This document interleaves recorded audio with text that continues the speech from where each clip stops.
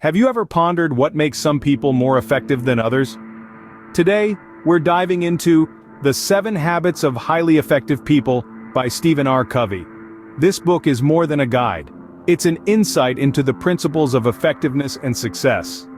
Stephen Covey, a renowned educator, author, and businessman, believed that effectiveness is a result of habits. These habits, deeply rooted values, guide our responses in life. The 7 Habits of Highly Effective People is still relevant, with its timeless principles guiding us towards personal and professional effectiveness. The 7 habits, from being proactive to sharpening the saw, create a blueprint of effectiveness. They challenge us to shift our perspective and transform our lives. Integrating these habits into your life could have profound impacts. Picture the influence they could have on your personal growth. So, are you ready to uncover the secrets of effectiveness? Let's get started. The first habit of highly effective people is proactivity. Being proactive is about taking initiative, anticipating problems, and acting before they become a crisis. It's about not waiting for things to happen, but making them happen. Proactivity is closely linked with personal responsibility. It's the recognition that we are the architects of our own lives. We are not simply products of our circumstances, but active agents who can shape our own destiny. This recognition is empowering. It means that regardless of the obstacles we may face, we always have the power to choose our response. Let's illustrate this with an example. Imagine 2 people stuck in traffic. One person might sit there, fuming, blaming the traffic for making them late. That's reactive behavior. The other person, however, might use this time to listen to an audiobook, learn a new language, or simply enjoy some quiet time. That's proactive behavior. Both are in the same situation, but their responses are vastly different. The reactive person feels victimized, while the proactive person takes charge of the situation. Being proactive is not about having control over everything. It's about focusing on what we can control. Stephen Covey refers to this as our circle of influence. This includes our own behaviors, attitudes, and decisions. By focusing on these areas, we can make a real difference in our lives. But how do we become more proactive? Here are a few practical tips. First, start by acknowledging that you have the power to choose your response. It's easy to blame circumstances or other people for our problems. But the truth is, our response to any situation is always within our control. Second, anticipate and plan. Don't just react to problems as they arise. Instead, try to foresee potential issues and devise solutions in advance. This could be as simple as leaving earlier for work to avoid traffic, or as complex as developing a long-term career plan. Third, take action. Proactivity is not just about thinking or planning, it's about doing. It's about taking the steps necessary to bring about the change you want to see, no matter how small those steps may be. Finally, cultivate a positive attitude. Proactive people are generally positive people. They see challenges as opportunities, not obstacles. They focus on solutions, not problems. This mindset not only makes them more effective, but also more resilient in the face of adversity. In conclusion, being proactive is a habit that can be developed with practice. It requires a shift in mindset, from being a passive spectator of our lives to becoming active participants. It's about taking charge, making decisions, and taking steps towards the life we want to live. Hence, being proactive is not just about taking action, it's about taking responsibility for our life. The second habit is about having a clear vision. Begin with the end in mind. This habit is all about setting clear objectives and knowing what you want to achieve in life. It's about visualizing your destination before you even embark on the journey. Imagine you're an architect. Before you can start constructing a house, you need to have a blueprint. You need to know exactly what the house will look like, how many rooms it will have, and where each room will be located. You wouldn't just start building without a plan, would you? The same principle applies to our life. We need to have a clear picture of what we want our life to look like. We need to sketch out our own blueprint. Now, you might be wondering how to create this blueprint for your life. That's where a personal mission statement comes in. A personal mission statement is a powerful tool that serves as your guide in life. It articulates your values and your aspirations. It defines who you are and what you want to be. It's not just about what you want to achieve in life, but also about the kind of person you want to become in the process. Creating a personal mission statement might seem daunting, but it's not as complicated as it sounds. Start by asking yourself some questions. What are your values? What are your passions? What do you want to achieve in life? How do you want to contribute to the world? Take your time to reflect on these questions and write down your answers. This will form the basis of your personal mission statement. Once you have your personal mission statement, it's important to keep it in mind as you go about your daily life. Use it as a compass to guide your decisions and actions. It will help you stay focused on your goals and keep you on the right path. But remember, having a clear vision of where you want to go is just the first step. You also need to take action to bring your vision to life. It's not enough to simply dream about your ideal life. You need to take concrete steps to make it a reality. Set specific, measurable, achievable, relevant, and time-bound goals. Break your big goals into smaller, manageable tasks. And most importantly, take action every day, no matter how small. In conclusion, beginning with the end in mind is about having a clear vision of your life, setting clear goals, and taking action to achieve those goals. It's about knowing where you want to go and making a plan to get there. It's about taking control of your life and shaping your own destiny. Remember, if you don't know where you're going, any road will get you there. So take the time to figure out your destination, and then start your journey with confidence and determination. The third habit is about prioritization. Put first things first. This principle is not just about managing your time, it's about managing your life. It's about recognizing that not all tasks are created equal, and it's the quality, not the quantity of your tasks, that truly matters. Let's dive into the concept of time management. Time, as we know, is a finite resource. We all have the same 24 hours in a day, 7 days in a week. But it's what we do with that time, how we prioritize our tasks and activities, that determines our effectiveness. Stephen R. Covey suggests categorizing tasks into 4 quadrants based on their urgency and importance. The first quadrant contains tasks that are both urgent and important. These are your crises, your deadlines. The second quadrant holds tasks that are important but not urgent. These are your long-term goals, your planning and preparation activities. The third quadrant is full of tasks that are urgent but not important. Interruptions, some emails and calls. The fourth and final quadrant contains tasks that are neither urgent nor important. Trivia, time wasters. Now the key to effective time management, according to Covey, is to spend more time in quadrant 2. Why? Because focusing on important but not urgent tasks allows you to work towards your long-term goals and prevents crises from occurring in the first place. It's proactive, not reactive. But putting first things first does not mean cramming more tasks into your day. It's about focusing on your highest priorities, the things that bring the most value to your life and your goals. It's about saying no to less important tasks so you can say yes to what truly matters. Imagine your life as a jar filled with rocks, pebbles, and sand. The rocks represent your most important tasks, your health, your relationships, your dreams. The pebbles are the other tasks that matter, but less so, your job, your chores. The sand is all the small stuff, the distractions, the time wasters. If you fill the jar with sand first, there won't be room for the rocks and pebbles. But if you put the rocks in first, then the pebbles, the sand can fill in around them. In the same way, when you prioritize the most important tasks in your life, everything else will find its place. So, it's not about being busy, it's about being effective. It's not about doing more, it's about doing what matters most.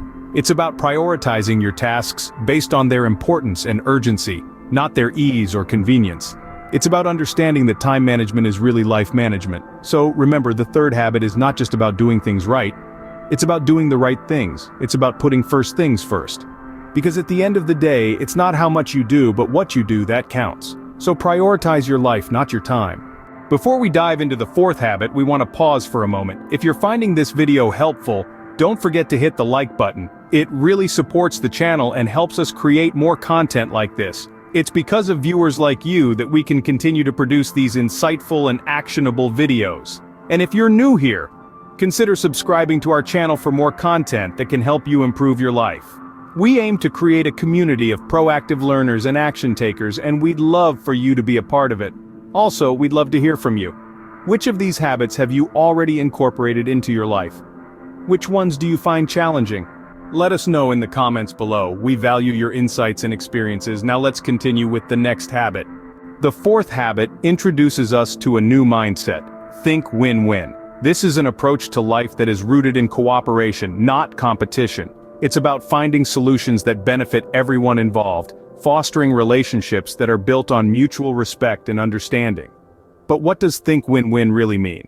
It's a philosophy that encourages us to seek mutually beneficial solutions in all our interactions. It's not about one person winning at the expense of another. Rather, it's about creating an environment where everyone can win, where success is shared and celebrated collectively. Imagine a situation where you and a colleague are both vying for a promotion. A win-lose mindset would see this as a battle, a zero-sum game where only one can triumph. But a win-win mindset changes the perspective. It encourages collaboration, a search for a solution that could potentially allow both of you to achieve your goals. Now you might ask, how can we apply this principle in our daily life? It starts with changing our mindset. We need to shift from seeing life as a competition to viewing it as an opportunity for cooperation. This doesn't mean giving up our personal goals or aspirations. Instead, it's about finding ways to align our goals with those of others, creating synergy and shared success. Next, we need to cultivate empathy and understanding. Before we can create win-win situations, we need to understand the needs, desires, and goals of others. This requires active listening, patience, and a genuine interest in the welfare of others. Lastly, remember that win-win is not always possible, and that's okay. There are times when compromise is necessary, and times when standing firm is the right course of action. The key is to strive for win-win whenever possible, but to also recognize when other approaches are more appropriate. Let's revisit the promotion scenario. By understanding your colleagues' goals and aspirations, you might find that while you both want the promotion, you're interested in different aspects of the role. Perhaps you're passionate about the strategic elements while your colleague is excited about the operational side. With this understanding, you could propose a job-sharing arrangement, allowing both of you to focus on the aspects you're most interested in and creating a win-win solution. In conclusion, the win-win mindset is a powerful tool for building strong, positive relationships, both in our personal lives and in our professional endeavors. It helps us to see beyond our own needs and wants, to understand and respect the needs of others, and to find creative, mutually beneficial solutions to our shared challenges.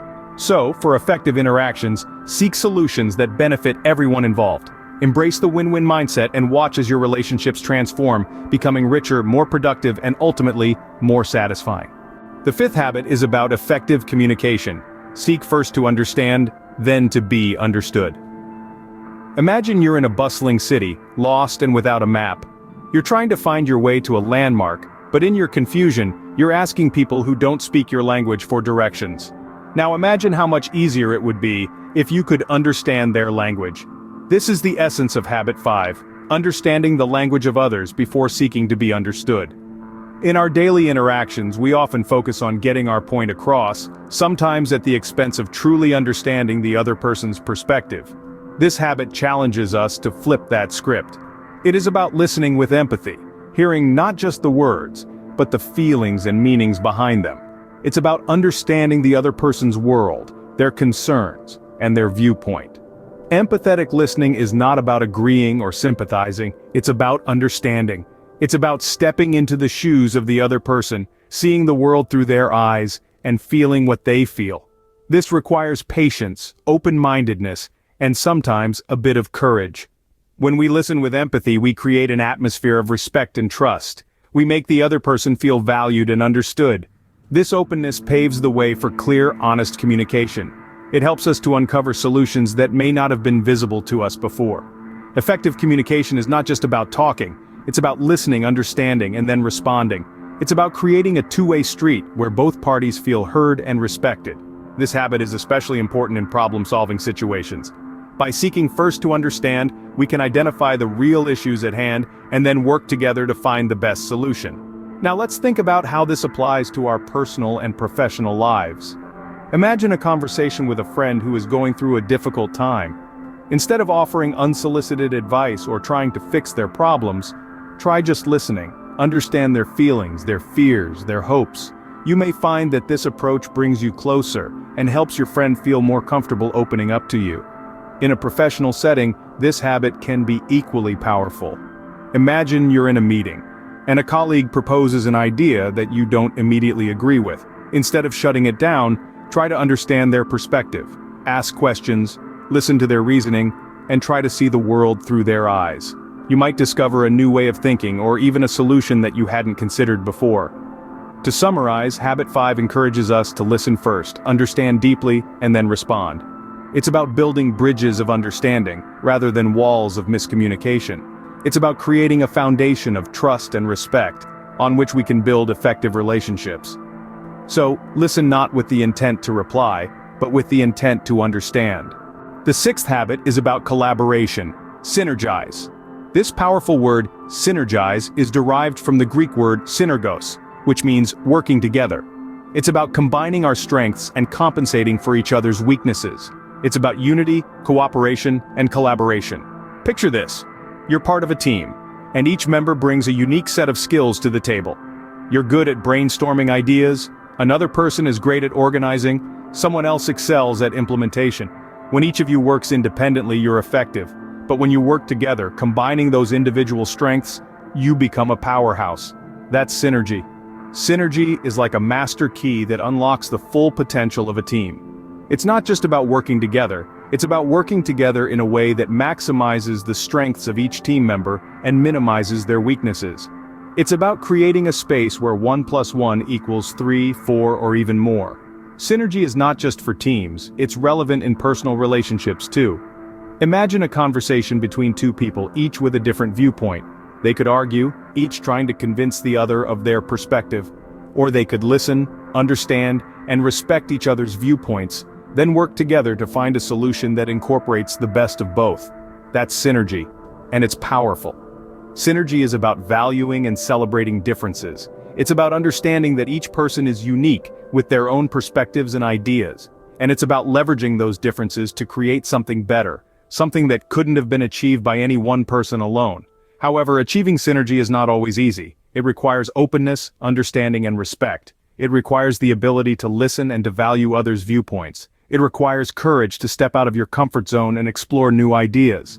But when achieved, it's immensely rewarding. Synergy opens up a world of possibilities. It allows us to solve problems more effectively, to generate more innovative ideas, and to achieve greater results. It's like a multiplier effect. It amplifies the results of our efforts, leading to outcomes that are greater than we could have achieved individually. So how can you foster synergy? Start by valuing diversity. Respect others' viewpoints and ideas. Really listen to what others have to say. Encourage collaboration and cooperation. Remember, it's not about who's right, it's about what's best.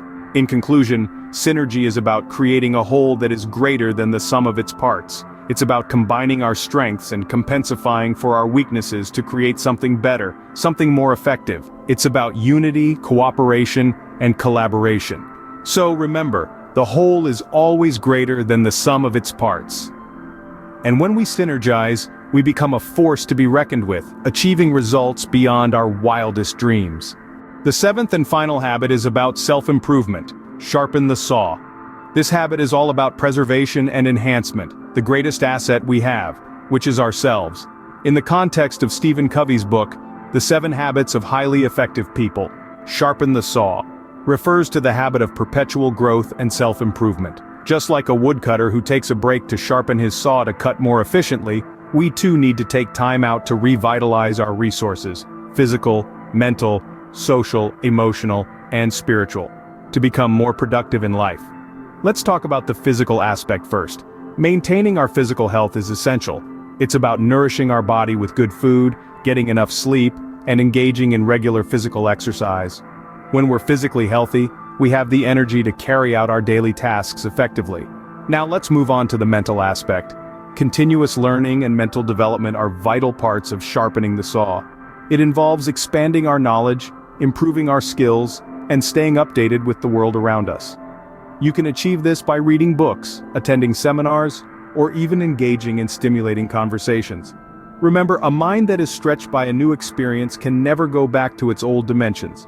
Social and emotional renewal is the third aspect. It's about building and maintaining healthy relationships with others. It's also about understanding and managing our emotions. Regularly expressing gratitude, showing empathy, and actively listening to others can significantly improve our social and emotional health. And finally, the spiritual aspect. It doesn't necessarily mean religious belief or practice, though it can for some. It's about understanding your purpose in life, aligning your actions with your values, and finding a sense of peace and harmony. This can be achieved through meditation, prayer, or spending time in nature. Balancing all these aspects is crucial. Imagine them as a four-wheel drive car. If one tire is flat, it affects the overall performance of the car. Similarly, if one aspect of our life is not given attention, it affects our overall effectiveness. Sharpening the saw is about making time for self-renewal. It might seem like you're not making progress in the short term, but in the long run, it's a non-negotiable investment in yourself that leads to sustained growth and effectiveness. In conclusion, the seventh habit, sharpen the saw, is a powerful reminder of the importance of self-care in our personal and professional lives. It's about taking a step back, recharging, learning, and growing. We must remember that we cannot pour from an empty cup. We need to take care of ourselves first to be able to take care of others in our responsibilities. Always remember, to be effective, you need to renew yourself regularly. It's a never-ending journey of self-improvement and personal growth, so keep learning, keep growing, and keep sharpening your saw. We've now explored the 7 habits of highly effective people. These aren't just theoretical concepts, but practical principles that can significantly enhance your personal and professional life when embraced and applied. Let's take a quick recap. We started with be proactive. This is the habit of taking control, of not waiting for things to happen, but making them happen. It's about taking responsibility for your actions and the consequences they bring. Next, we moved on to begin with the end in mind. This habit encourages us to visualize our goals and work backwards from there, helping us to stay focused and motivated on our journey. The third habit, put first things first, is about prioritizing tasks based on their importance rather than urgency. This habit helps us manage our time more effectively and reduces stress. Habit 4, think win-win, is all about fostering a mindset of cooperation and mutual benefit. It teaches us that success is not a zero-sum game and that everyone can win. Our fifth habit, seek first to understand then to be understood, is about empathetic listening and clear communication. It reminds us that understanding others' perspectives is key to effective communication. Moving on to synergize, the sixth habit. This is about valuing and capitalizing on the strengths of others. It's about the power of teamwork and the magic that happens when we work together towards a common goal. Finally, sharpen the saw. This habit emphasizes the importance of self-renewal, continuous learning, and personal growth. It's about taking care of your greatest asset, you. Each of these 7 habits is a stepping stone towards becoming more effective in your life and work. They're not quick fixes, but lifelong practices that require commitment and consistency. So, I encourage you to take these habits, internalize them, and start implementing them in your daily life. The journey of 1,000 miles begins with a single step. Remember, the key to effectiveness lies in these habits. So, start today and see the transformation for yourself.